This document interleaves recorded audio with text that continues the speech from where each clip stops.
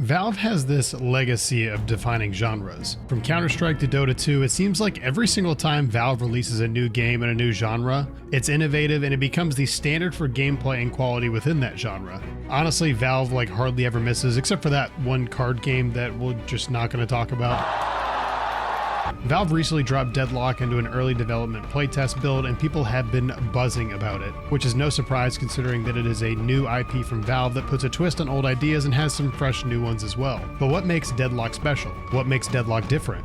Do you want better? Why is Gamora? Those are the questions that I'm going to answer today. Valve describes Deadlock as a 6v6 third-person shooter that borrows from the MOBA and hero shooter genres, blending classic objectives and hero abilities with the immersive feel of a third-person perspective. But Deadlock isn't just another hero shooter Overwatch clone. Wow. It introduces these MOBA-inspired features such as lanes, minion waves, jungle, and the ultimate objective, destroying the enemy's patron. To me, it feels like I'm playing Dota 2, but it's been dropped into a third-person perspective. Everything about it feels Dota to me, which, at least for me, is awesome considering the thousands of hours that I put into Dota. Even the settings menu, which is funny, is literally ripped straight out of Dota 2. The game world that Deadlock inhabits is set in this alternate 1930s-inspired New York City with an occult twist. It's not only visually unique, but it gives the game a distinct atmosphere. With these 21 heroes available at launch, players can choose from a wide range of abilities and playstyles, making each team composition truly unique. This uniqueness then encourages strategic teamwork. I recommend trying every hero at least once just to kind of see what you like, but so far I've been enjoying Haze, Seven, Bebop, and Warden. Valve is known for gameplay innovation, and Deadlock does not disappoint.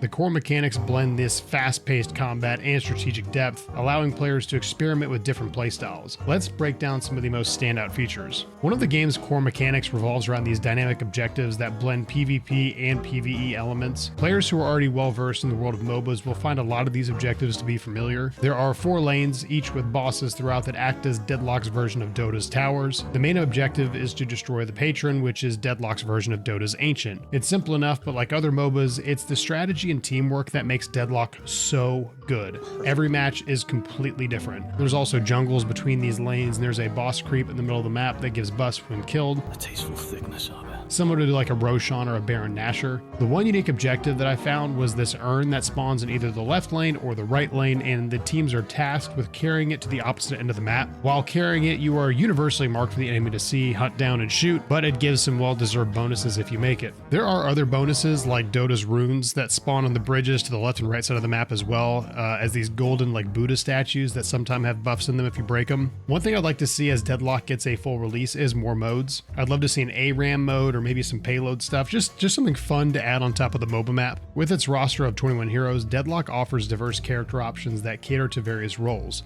There's tanks, supports, damage dealers, and many, many more that fit into tons of niches that I can't even really cover in this 30,000 foot overview. Each character has unique abilities that can be customized for specific situations. Some heroes excel at area control, others at healing, some specialize in burst damage. You kind of get the picture. Making sure that your team has a good mixture of all these roles is going to be very important, but the best part is the game sort of does that piece for you right now. When you're entering into matchmaking, you have to pick at least 3 heroes that you'd be okay playing with. Now you have to rank them based on preference so that if one is taken, then you've got another one in a backup.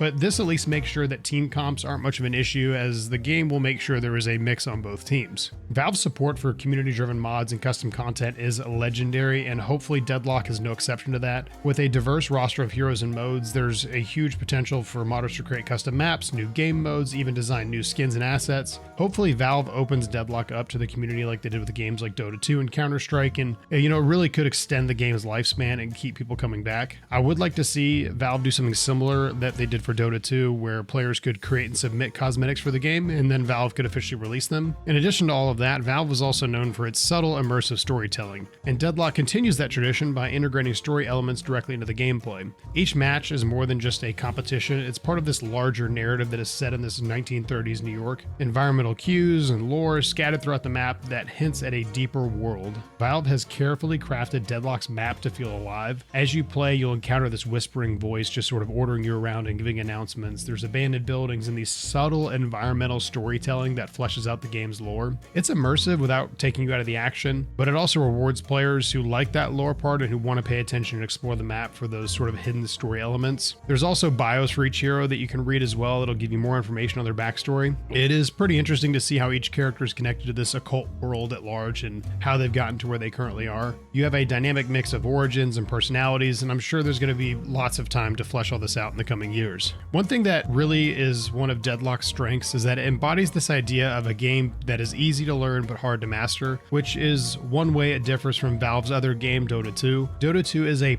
punishingly difficult game with intricate mechanics. It has gold loss on death and these other mechanics that make even picking it up as a casual game very, very difficult. This is where I think Deadlock sort of differentiates itself in a way that may lend itself to drawing in a much larger player base eventually. Deadlock is a very easy game to jump into. There's no bickering about hero picks due to the roster feature, no bickering about who goes in what lane because it's automatically assigned, and most people understand the bare basics of point and shoot in video games. Now that being said, Deadlock is also a very, very, very deep and intricate game that rivals Dota 2 in that way. There are metas and strategies that you can master, combos and moves and timing on when to lane, when to gank, when to jungle, when to take the boss, so on and so forth. But Deadlock is only as complex as you want to make it. If you're just sort of content to run and shoot and cast some spells, there's definitely a place for that in the lower elos of matchmaking, which I'm not saying that's a bad thing at all. It just makes it way more accessible as an entry point for these newer players and people who've never played MOBAs, and eventually they can learn the other facets of the MOBA side of the game. Valve has returned to making multiplayer games with Deadlock, and they've done it in a way that builds on their experience with classic games like Counter-Strike, Dota 2, and Left 4 Dead. By blending hero shooter mechanics with MOBA strategy and depth from a third-person perspective, Deadlock brings something fresh and innovative to the table. So is Valve back on top? I guess that's the question if they ever left. Deadlock shows that they're definitely still capable of pushing these boundaries in multiplayer design. It's a great game. It demands teamwork, strategy, and adaptability while giving players the chance to express their unique playstyle through its diverse roster of heroes. And that about does it. So thank you guys for watching. Hopefully you all enjoyed the breakdown on Deadlock. If you all did,